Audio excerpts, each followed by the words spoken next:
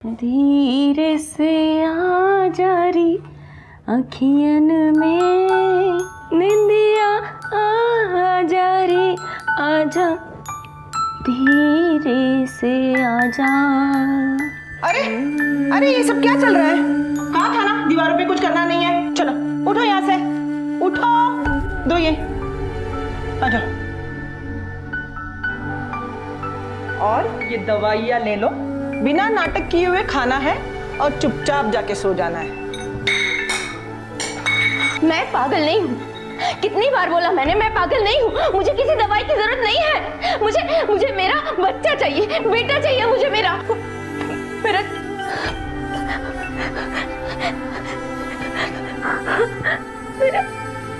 मेरा बेटा चाहिए मुझे वापस।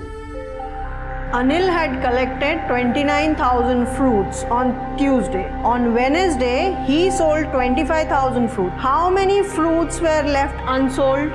Children, please solve this problem.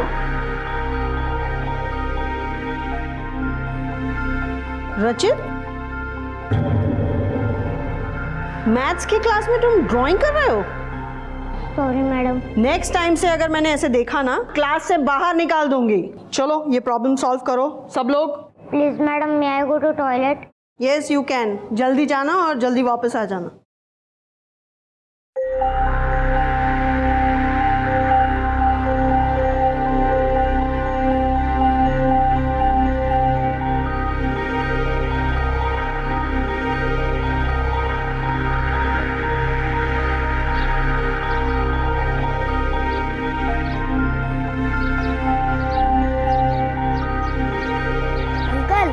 Police station. School से निकल के सीधा पुलिस स्टेशन? क्यों, क्या हुआ बेटा? नहीं कुछ नहीं, वो मेरी मम्मी वहाँ पे काम करती है ना, इसलिए मुझे फीस लेने जाना है। अच्छा अच्छा, चलो छोड़ देता हूँ। हाँ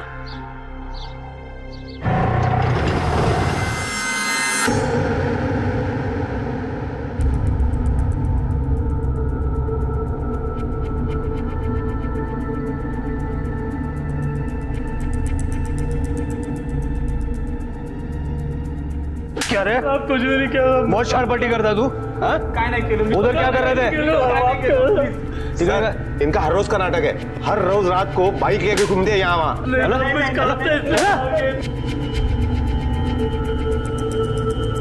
पाटिल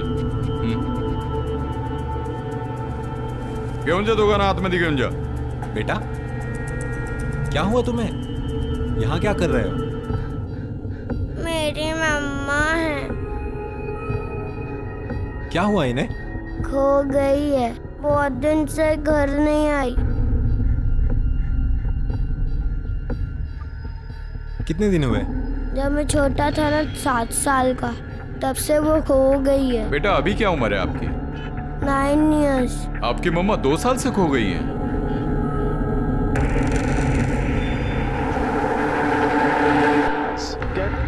सर मैं आपसे कह रहा हूँ, इसकी माँ का फोटो नहीं है। इसकी माँ किरण से मेरे 7 साल पहले डिवोर्स हो चुका है। ये औरत कौन है, इसे ये फोटो कहाँ से मिली, मुझे कुछ नहीं मालूम सर। तो अब इसकी माँ कहाँ है? और डिवोर्स आपसे हुआ है, बेटे से नहीं। और इसकी माँ अपने बेटे को इतने साल मिलने क्यों नहीं आई? मिलती है कभी कभी, लेकिन हाँ, अगर मैं आपको कुछ कहूंगा तो आप विश्वास नहीं करोगे। मैं आपको एक एड्रेस देता हूँ, आप खुद जाइए और पता कर लीजिए।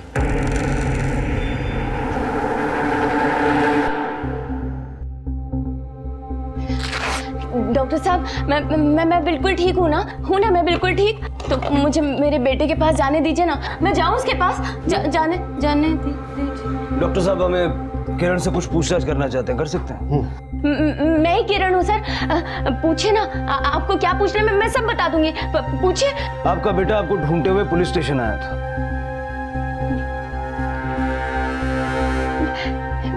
मेरा बेटा, मेरा रचित। मैंने कहा था ना, वो भी मुझे मिस करता है, वो भी मुझे याद करता है। चलिए मुझे मेरे बेटे के पास जाने दो। अरे मुझे मेरे बेटे के पास जाना है, वो भी मुझे याद करता है। मुझे मेरे बच्चे के पास जाने दो। मैं ठीक हूँ। देखिए इनकी हालत अभी ठीक नहीं है, प्लीज आप लोग जाइए अभी। चुप। मेरे बेटे के पास जाना है मुझे। तू अपनी माँ को भूल क्यों नहीं जाता? तुझे याद है ना कि उसने तेरे साथ क्या किया था? याद है ना तुझे? अगर तू अपनी माँ के पास जाएगा तो वो फिर से तुझे मारने की कोशिश करेगी। अगर तुझे कुछ हो गया बेटा, मैं मर जाऊंगा बेटा। नहीं, आप झूठ बोल रहे हो। वो किरण मेरी माँ नहीं है। वही तेरी माँ है। नहीं, वो रचना मम्मा ही मेरी माँ है। और मैंने माँ बेटे की बहुत सारी स्टोरीज पढ़ी है। माँ कभी अपने बच्चे को नहीं मारती। देख बेटा, कहानी और जिंदगी में फर्क होता है। तो एक काम कर, अपनी पढ़ाई पे ध्यान दे। ये सब पुलिस के चक्कर में मत पड़। ये लोग किसी लालच में आकर मुझे फंसाकर अंदर डाल दिया तो तेरा ख्याल कौन रखेगा बेटा? बोल। नहीं, मैं पुलिस के पास जाऊंगा क्योंकि मुझे रचना मम्मा से मिलना है। चुप कर। मारो, जितना मारना है उतना मारो, जितनी सजा देनी है उतनी दे दो, पर ना तो मैं रोऊंगा, अपनी रचना मम्मा को ढूंढ के रहूंगा। बचपन का मासूम मन जो हजारों ख्याली कहानियां बनाता है, बुनता है, कभी सच को कहानी तो कभी कहानी को सच बनाकर पेश करता है। हम सब ने अपने बचपन में ऐसी कहानियां बनाई हैं, लेकिन यहाँ 9 साल का रचित अपनी जन्म देने वाली माँ किरण को माँ क्यों नहीं मान रहा था? और जिस महिला रचना को वो अपनी माँ बता रहा था, आखिर वो कौन थी और कहाँ थी? क्या रचित की रचना मम्मा वाकई रचित की बनाई हुई कोई कहानी थी, या फिर हकीकत में रचना, किरण और मानव का कोई रिश्ता था? सर मुझे लगता है इस केस में कुछ भी नहीं है। सगी माँ साथ में नहीं है, बच्चा बेचारा अकेला है, इसलिए इस फोटो को देखकर कहानी बना रहा है। अपनी कहानी और इमेजिनेशन की दुनिया को सच मानकर वो अपनी माँ को ढूंढने के लिए हमारे पास पहुंच गया होगा। पाटिल, ऐसा हो भी सकता है और नहीं भी। आई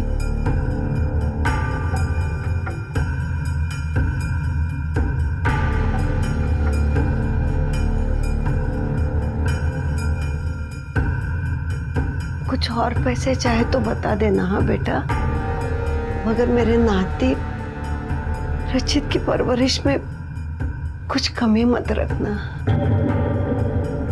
चलता हूँ। बेटा, एक और बात कहनी थी। आप क्या कहना है माँ जी?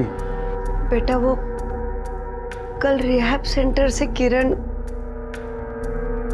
कुछ दिनों के लिए आ रही है। माँ जी, हमारा डाइवोर्स हो चुका है, शायद आपको याद हो तो।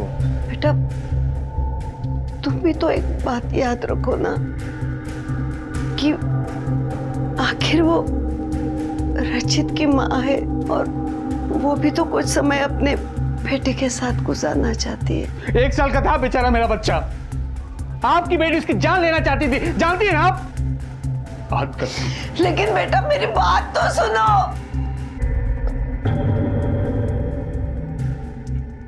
आई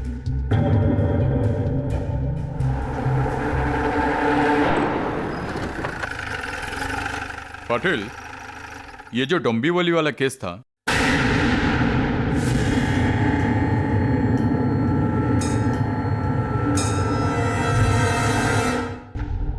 रचित बेटा क्या हुआ? अंकल, वो मेरे मम्मा की फोटो आपके पास है, वो प्लीज मुझे लौटा दीजिए। उनकी एक वही फोटो है मेरे पास। लेकिन बेटा तुम्हारी मम्मा। पाटिल थम। चलो तुम्हें तुम्हारी मम्मी की फोटो दिखाते हैं, आओ। खाओ बेटा। नहीं माँ, मुझे अभी कुछ नहीं खाना है। मैं ना अपने बेटे के साथ खाऊंगी, रचित के साथ। मेरा बेटा कब आएगा? मेरा रचित कब आएगा माँ? आएगा बेटा, मानव लेके आएगा। ये पहले तो खा ले। नहीं माँ। अरे ऐसे लेकर नहीं आएगा रचित को, उसके लिए भी पैसे चाहिए उसको। देखो, वो कमीना सारे पैसे लेकर चला जाएगा और सारी मुसीबत यहाँ मेरे सर पर। वो देख रहे हो अपनी बुढ़ी माँ को, ये कम थी क्या जो अपनी पागल बहन को यहाँ पर लेकर आ गए? बस कुछ दिनों की बात है, दीदी वापस चली जाएंगी। रहेगा। अरे उससे पहले ये कहीं चाकू वाकू ना मार दे। अरे क्या चुप करूँ? अरे बैठ नहीं, सुन लेंगी ना।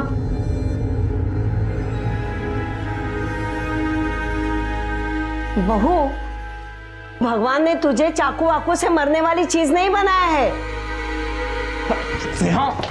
अच्छा माँ जी, भगवान ने भी आपकी बेटी को घर परिवार में रहने वाली चीज नहीं बनाई है, समझिए आप। एक बात सुन लो, किरण इस घर में रहेगी। इस घर पर उसका उतना ही हक है जितना तुम्हारा और मेरा। 1/3 हिस्सा करण का है और उसके बाद उसके बेटे रचित का। समझी तुम? हाँ माँ जी, समझ गई। इसी बात पे तो रोना है।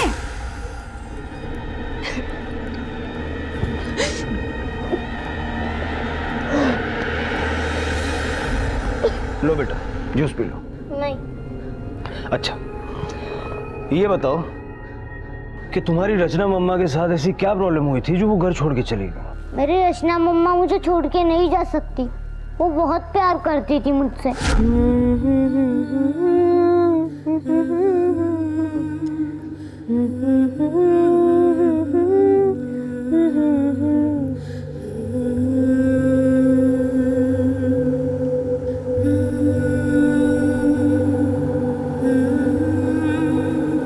बेटा, आपकी रचना मम्मा का आपके पापा के साथ कुछ प्रॉब्लम हुआ था क्या, जिसकी वजह से वो घर से चली गई?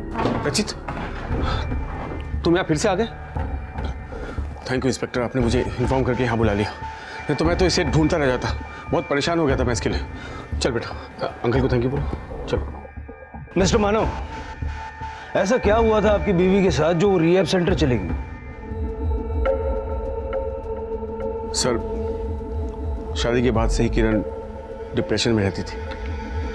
जब रचित 1 साल का भी नहीं हुआ था, उसने खुद को और रचित को मारने की कोशिश भी की। डॉक्टर को दिखाया तो पता चला कि वो डिप्रेशन की बीमारी है। मैं डर गया था सर, कहीं फिर से वो नुकसान ना पहुंचाए मेरे बेटे को। मैंने उसे डिवोर्स दे दिया और उसके मायके वालों ने उसे रिहैब सेंटर भेज दिया इलाज के लिए। फिर रचित किसी रचना को अपनी माँ क्यों बोल रहा? इसका भी दिमाग खराब होता जा रहा है सर, अपनी माँ की तरह। चलता हूँ सर, इसे इसकी माँ से मिलाने ले जाना है मुझे। चल चल।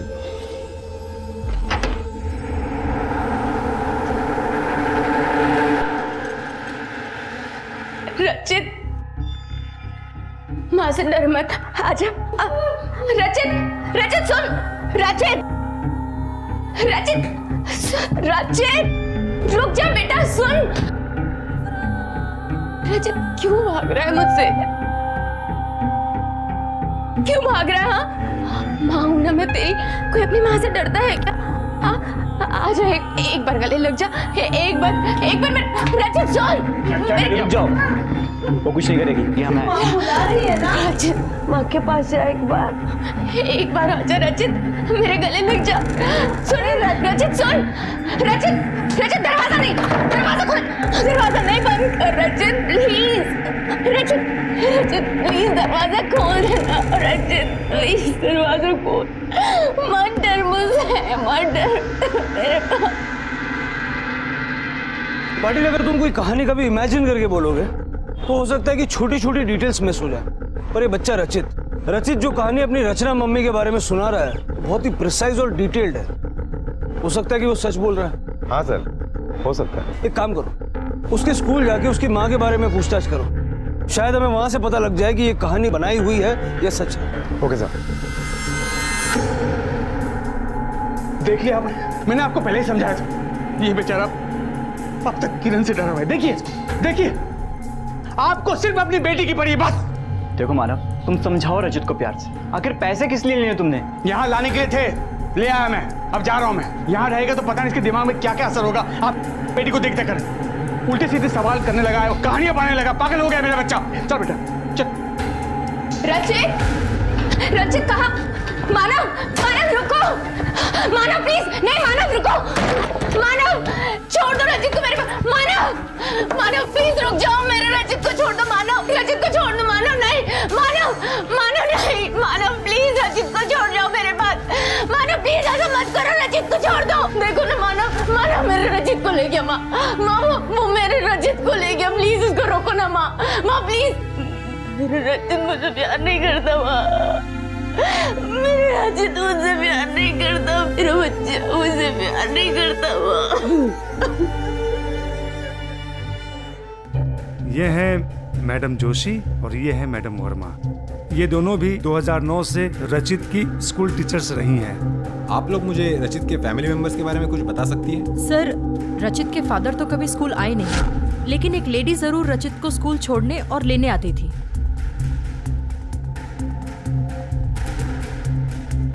उस टाइम हमें ये लगा कि ये लेडी रचित की माँ है, लेकिन सडनली उसने आना बंद कर दिया। तो रचित को स्कूल छोड़ने कौन आता था? जी उसके फादर आते थे और रचित काफी उदास हो चुका था। तो आप लोगों ने रचित के साथ कभी उस बारे में बात नहीं की, या रचित ने आप लोगों को कभी उसके बारे में बताया?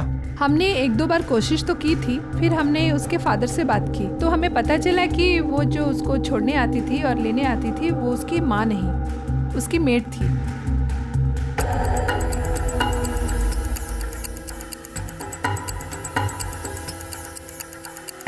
ओ हाँ सर, मुझे याद आ गया, ये फोटो रचित की केयरटेकर की है सर।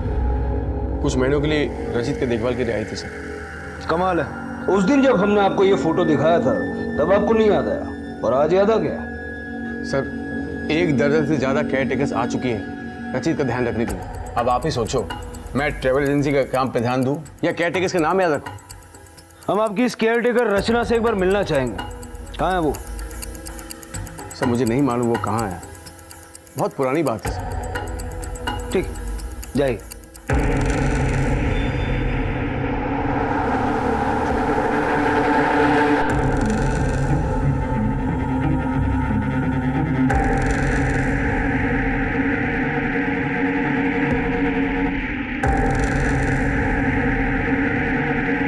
इसे जानते हैं आप? नहीं नहीं, हम नहीं इसे जानते, क्योंकि वो किरण से डाइवोर्स के बाद हम मानव के घर नहीं जाते थे। वो ही लेके आता था रचित को हमसे मिलाने के लिए।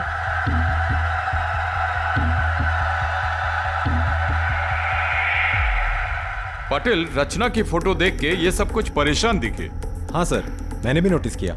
रचित की ये जो रचना मामा वाली कहानी का राज है जो ये हमसे छुपा रहे हैं, मुझे लगता है यही राज रचना के साथ हुए क्राइम से जुड़ा है। लेकिन सर ये क्या हो सकता है? पाटिल, हो सकता है कि रचना का मर्डर हुआ हो।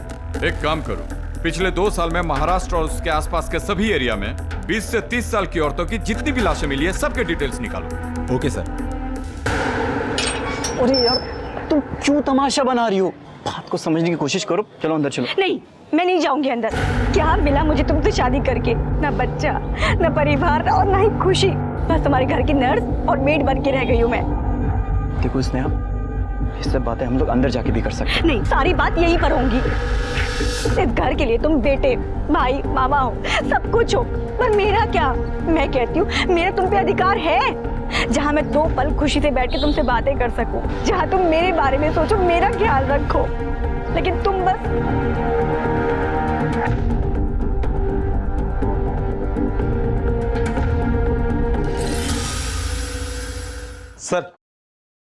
सर 2 साल पहले दमन में एक औरत की जली हुई लाश मिली थी। उस औरत की उम्र लगभग 25 से 30 के करीब थी। किसी ने कोई क्लेम नहीं किया और कोई मिसिंग कंप्लेंट भी नहीं थी, इसलिए बाद में उसका अंतिम संस्कार कर दिया।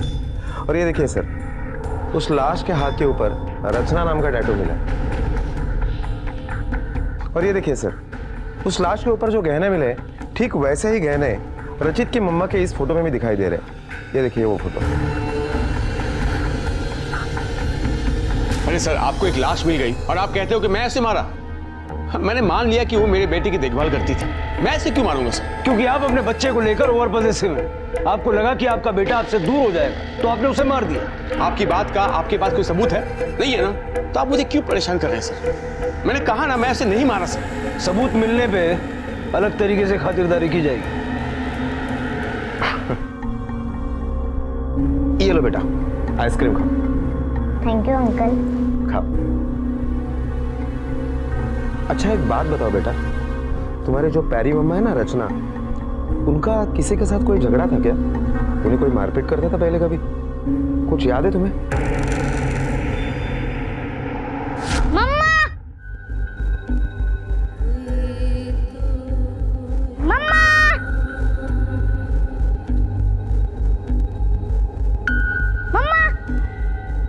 मम्मा!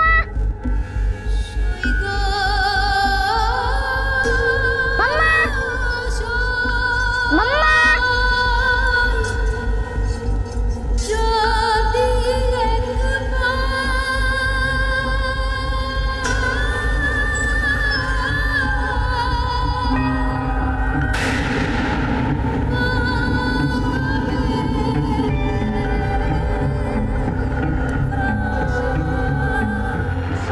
तू? मेरी जरा सी तबीयत क्या खराब हुई, मैं हॉस्पिटल क्या गई? तू मेरे बेटे को मुझसे छीन कर उसकी माँ बनेगी? किरण दीदी, आप जैसा समझ रहे हो वैसा कुछ नहीं है। छोड़ूंगी नहीं, रुक जा, रुक। नहीं, छोड़ूंगी नहीं, मेरे बच्चे की माँ बनेगी। छोड़ दीजिए, लग जाएंगे। नहीं बचेगा।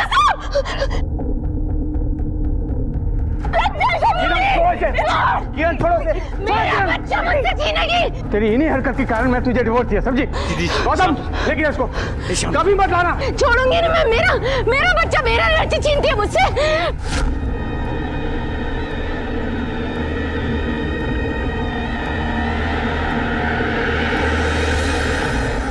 सर हो सकता है कि किरण ने ही रचना को मार दिया हो ताकि उसका बच्चा उसे दूर ना हो सके, और बाद में अपनी बहन को बचाने के लिए गौतम ने रचना की लाश को जला दिया हो सकता है। जरा पता करो कि किरण को हॉस्पिटल से घर जाने के लिए कब कब छुट्टी मिली। अगर वो डेट्स रचना की मौत के आसपास की है तो हमारा शक सही। किरण, किरण बेटा,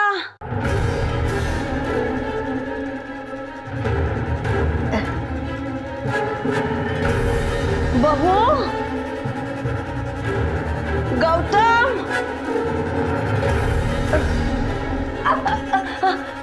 किरण, अरे आप लोग यहाँ क्यों आए हैं? किरण कहाँ है? बुलाइए उसे। किरण, किरण को मैं कब से बुला रही हूँ, वो आ ही नहीं रही है। बेटा और बहू तो है नहीं घर में, लेकिन किरण तो घर में थी। किरण कहाँ है? उसे बुलाइए किरण को। कोई बात नहीं, कोई बात नहीं, हम लोग ढूंढ लेंगे उसे। घर में चेक करो। Okay sir. आस पड़ोस में पूछताछ करो। Okay sir. किरण को बुलाइए, कहाँ है किरण?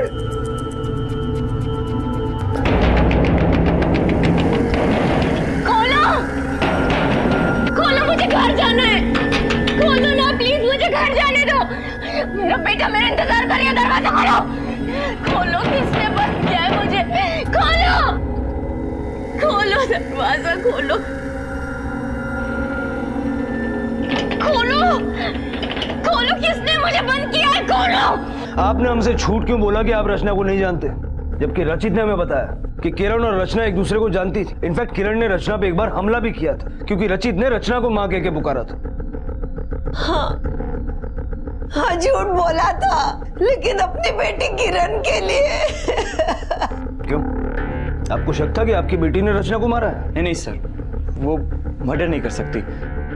हाँ, उसने रचना पर एक बार हमला किया था, लेकिन हम भी जानते हैं कि किरण ने रचना को नहीं मारा, क्योंकि जब रचना का मर्डर हुआ तो किरण रिहैब सेंटर में थी। लेकिन ये मर्डर आप भी तो कर सकते हैं, रचित और मानव की जिंदगी से रचना को दूर करने के लिए, ताकि किरण को उसका बेटा और पति फिर से वापस मिल जाए।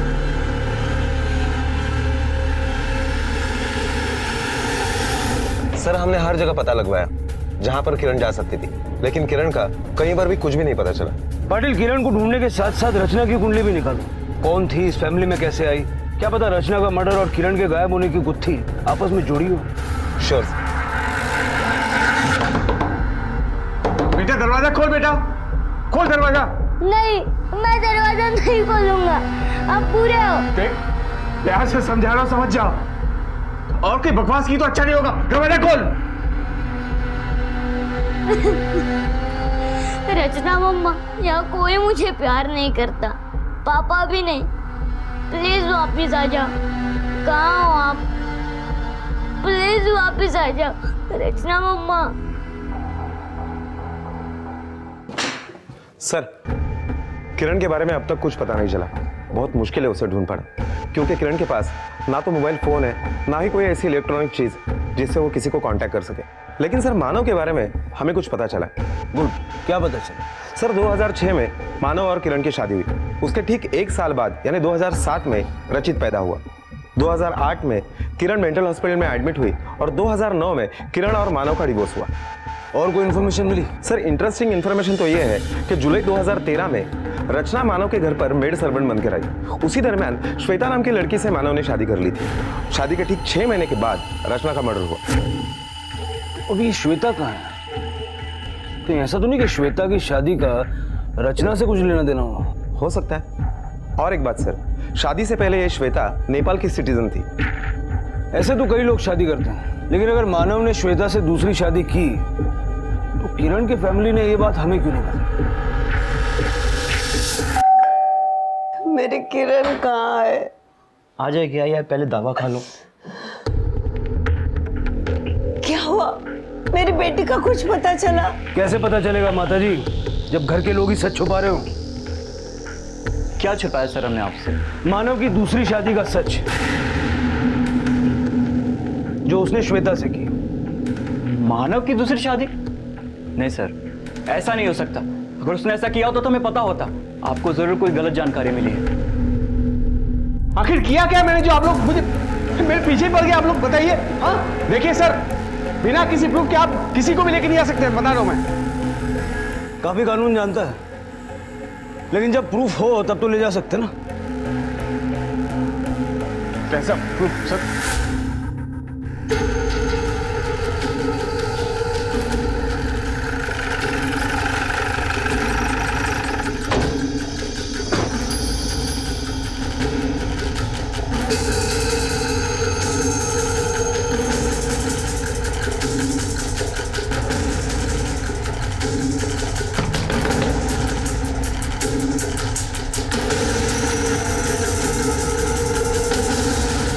किससे मिलना है अंकल?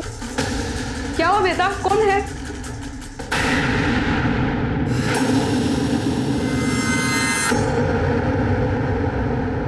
हाँ, मैंने श्वेता से दूसरी शादी की क्योंकि किरण से अलग होने के बाद मैं काफ़ी अकेला हो गया था सर। एक सोशल वेबसाइट पे हमारी जान पहचान हुई और धीरे धीरे हम एक दूसरे को पसंद करने लगे।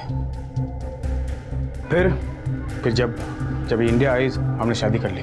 इस शादी के दूसरे दिन पता चला ये प्रेग्नेंट है और उसके पेट पर पल रहा बच्चा मेरा नहीं है। बहुत गुस्सा आया मुझे सर इस पे। इतना बड़ा धोखा दिया इसने मुझे। इस बात को लेकर हमारी काफ़ी लड़ाई हुई सर और हम दोनों अलग हो गए। ये सही कह रहे हैं सर। इनसे शादी करने से पहले मेरा एक बॉयफ्रेंड था और ये बच्चा उसी का है। जब इतना सब कुछ हो गया तो आप लोगों ने डिवोर्स लेने की सोची नहीं? क्योंकि मैं इसे इसकी किए की सजा देना चाहता था। अगर मैं डिवोर्स दे देता इसे तो ये किसी से भी शादी कर सकती थी सर। श्वेता जी, आपने भी डिवोर्स लेने की कोशिश नहीं की? सर सच कहूँ तो मैं भी अभी किसी से भी शादी करना नहीं चाहती। अब मैं सिर्फ अपने बच्चे के लिए जीना चाहती हूँ।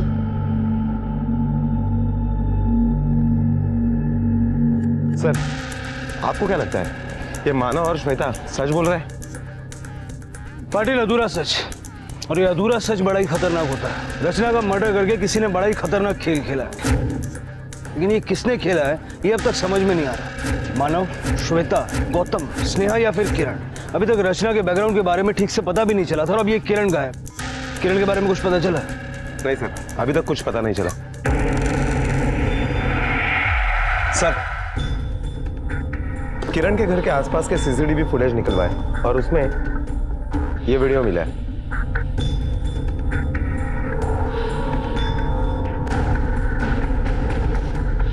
पाटिल, देखने में तो ये किरण ही लग रही है। गाड़ी का आइडेंटिफिकेशन हुआ? हाँ सर, वो गाड़ी उसके भाई गौतम की है। आज हालात ऐसे हो गए हैं कि सगे रिश्ते भी दगा देने लगे हैं और कई बार तो नफरत और लालच की वजह से खतरनाक रूप भी ले लेते हैं। तो क्या अपनी सगी बहन किरण को किडनैप करने के पीछे गौतम का कोई लालच छिपा था? क्या उसकी नजर अपनी बहन के हिस्से की जायदाद पर थी, या गौतम घर की, अपनी बीमार माँ की और बहन की जिम्मेदारियां उठाते उठाते थक गया था, टूट गया था, इसलिए उसने ऐसा कदम उठाया? या फिर किरण का रचना की हत्या से कोई संबंध था, इसलिए गौतम उसे पुलिस की पहुंच से दूर ले जाना चाहता था? आखिर असल वजह क्या हो सकती थी? अकेले ऐसे घर में बंद रहने के बाद मेजर ट्रॉमा से गुजरी है।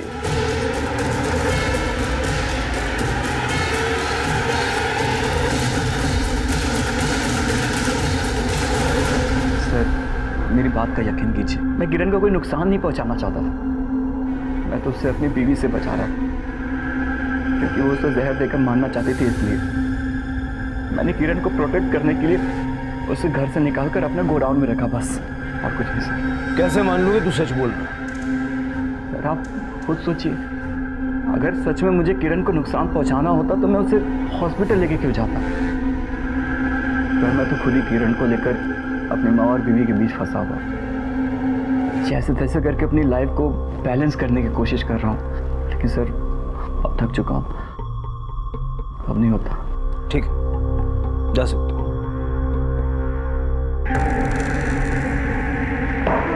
पाटिल, इस पे नजर रखो। इतनी आसानी से इसकी बात पे यकीन नहीं किया जा सकता। इसकी बीवी आने वाली थी ना? हाँ सर, बस आती होगी। हाँ सर, जहर मैं ही लेकर आई थी, लेकिन उनको धमकाने के लिए और खुद को मारने के लिए, क्योंकि सर मैं तंग आ गई थी वहां की जिम्मेदारियां संभालते संभालते। मुझे आजादी चाहिए थी।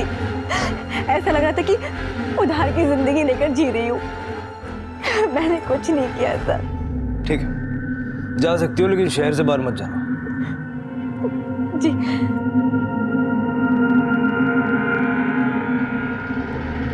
पाटिल, इस पे नजर रखो, और मानव और श्वेता पे भी। ये लोग पेशेवर मुजरिम नहीं है, लेकिन जिंदगी के बोझ के तले इतना घुट के जी रहे हैं कि इनमें से कोई भी क्राइम कर सकता है। रचना की फैमिली के बारे में कुछ पता चला? नहीं सर।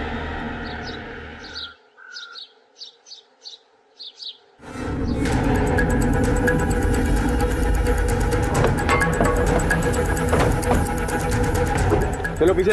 अरे पीछे पीछे।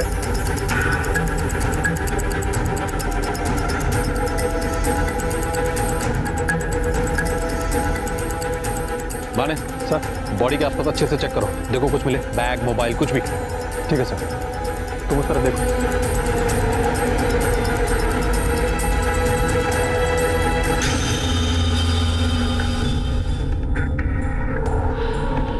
Sir,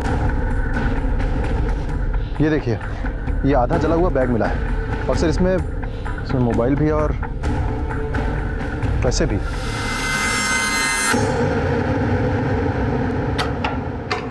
mister Manav. मैं हूँ मानव, आप कौन?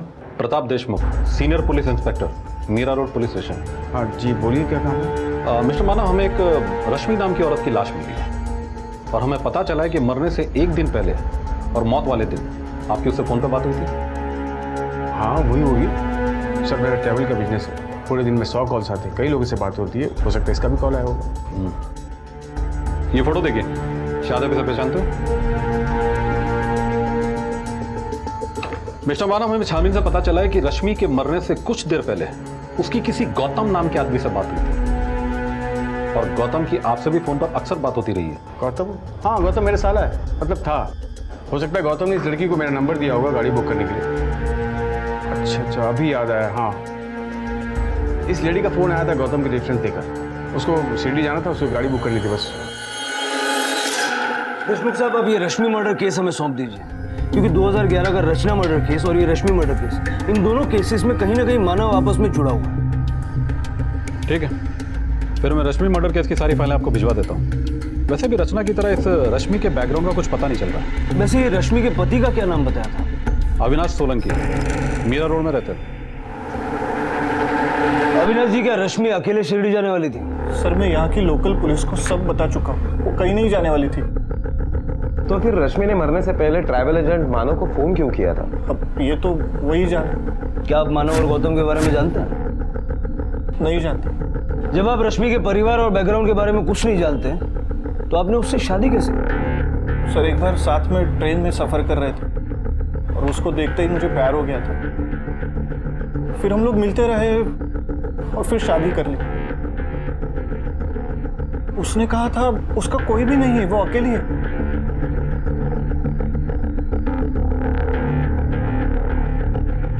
तुम कुछ कहना चाहती थी, लेकिन वहां कह नहीं पाई। बताओ, क्या बताना चाहती हो?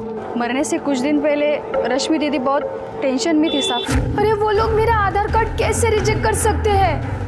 ए देखो, मेरे सारे डॉक्यूमेंट्स सही है, मैं इंडियन ही हूँ। क्या? अरे पर मेरा सिटीजनशिप फर्जी कैसे हो सकता है? मैंने आपको ये बात बताई है, अविनाश साहब को मत बताना, नहीं तो वो मुझे काम से निकाल देंगे। मतलब अविनाश इसके बारे में कुछ नहीं जानता? मुझे कुछ मालूम नहीं साहब। ठीक है, जाओ।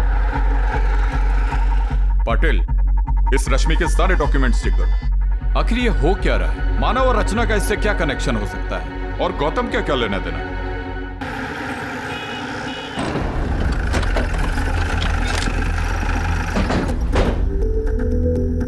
सर, रश्मि का असली नाम तस्नीम था। वो बांग्लादेश से आई थी। 2010 में उसने मानव से शादी की थी और यहाँ की सिटीजनशिप का सर्टिफिकेट भी बनवाया था, लेकिन वो सर्टिफिकेट झूठा निकला। श्वेता भी नेपाल से आई थी और मानव के साथ शादी करके यहाँ की नागरिकता ली थी उसने। सर, इसीलिए मैंने सिविल कोर्ट से पिछले 10 साल के रिकॉर्ड मंगवाए और उन्हें चेक किया। तब जाकर पता चला कि इस मानव ने एक नहीं 17 शादियां की थी, और वो भी एक कोर्ट से नहीं, अलग अलग कोर्ट से। जरा पता करो कि इसने किन किन औरतों से ये 17 शादियां की हैं। क्या आप सब जानते हैं कि आपके खिलाफ भी केस रजिस्टर हो सकता है झूठी शादी करने के जुर्म में? पाटिल, इमीडिएटली मानव को अरेस्ट करो। रचित, रचित बेटा इधर आओ। रचित, रचित, रचित, रचित, बेटा रचित, रचित।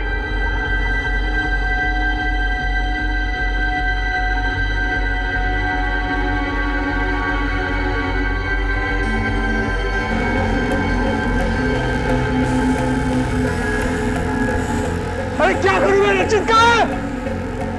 बेटा रचित कहाँ है? तुम लोग कोई हॉस्पिटल क्या करते हैं तुम लोग?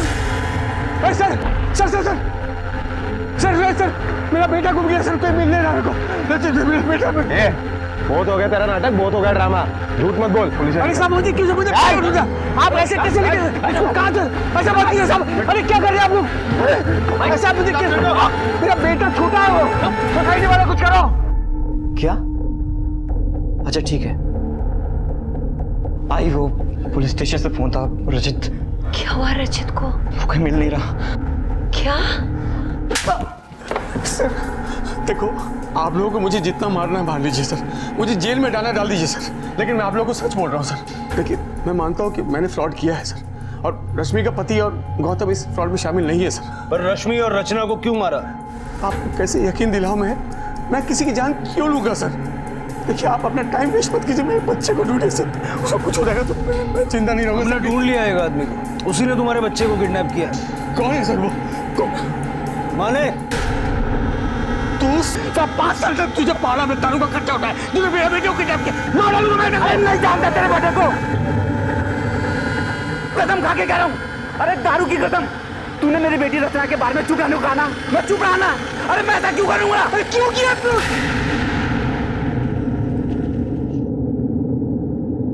अब बता, क्यों देता था इसे दारू पीने के पैसे? हैं?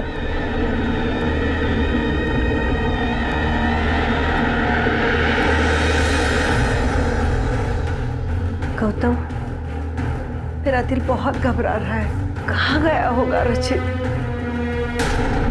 रचित, ये अपनी माँ रचना को ढूंढने भाग गया था, हमें मिल गया। हम कितने परेशान हो गए बेटा। रचित, रचित, रचित इधर आना। रचित बेटा, माँ के पास जा। अच्छा रचित, मैं ना तेरे साथ तेरी रचना मम्मा को ढूंढने चलूंगी। सच में आजा मेरे पास।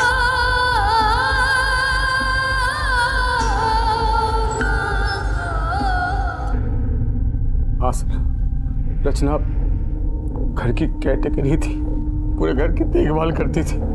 रचित भी उसको पसंद करने लगा था, इसलिए वो उसे माँ तक कहने लगा था। लेकिन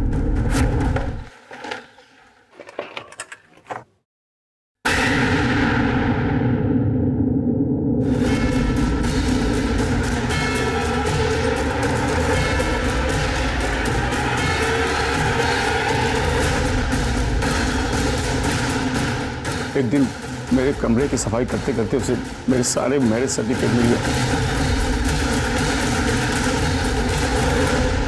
ये क्या कर रही हो रचना? हाँ, ये सब क्या है साहब? ये तुम्हारे पास कैसे आया? तुम जैसे लालची और क्रिमिनल टाइप आदमी के पास रचित का भविष्य खतरे में। मैं ये सब सच्चाई पुलिस को बता दूंगी। रचित को तुम्हारे पास नहीं रहने दूंगी मैं। मेरी बात सुनिए, मैं सब कुछ छोड़ दूंगा। हाँ, पुलिस को कुछ मत बताना। रचित के अलावा मेरी जिंदगी में कुछ मायने रखता नहीं है। तुम मेरी और रचित की जिंदगी क्यों बर्बाद कर रही हो? तुम तो बर्बाद हुई, उसकी भी जिंदगी बर्बाद कर दोगे। मैं ये सब पुलिस को बता दूंगी। मैं रचित को तुम्हारे पास नहीं रखूंगी। नहीं मानोगी तुम? नहीं मानोगी? छोड़ो मेरा, नहीं मानूंगी। अच्छा, मेरी बात नहीं मानोगी तुम? नहीं मानोगी तुम? नहीं मानूंगी। नहीं मानोगी? मार के मैंने कमल के पास लेके जाके उसकी लाश को फेंक दिया और उसको जला दिया। और इसीलिए तूने रश्मि को भी मार दिया क्योंकि उसे पता चल गया था कि तुमने उसके हाथ में नकली सर्टिफिकेट थमाया। हाँ। तुमने मेरे साथ फ्रॉड किया है, फ्रॉड। अगर मेरा सिटीजनशिप का सर्टिफिकेट नहीं मिला ना तो मैं तुमको नहीं छोड़ूंगी, तुम देख लेना। छोड़ो। उसको मारने के बाद मैंने उसके पर्स से उसका फोन लिया और मैंने उसके फोन से गौतम को फोन किया ताकि सारा शक उस पर हो।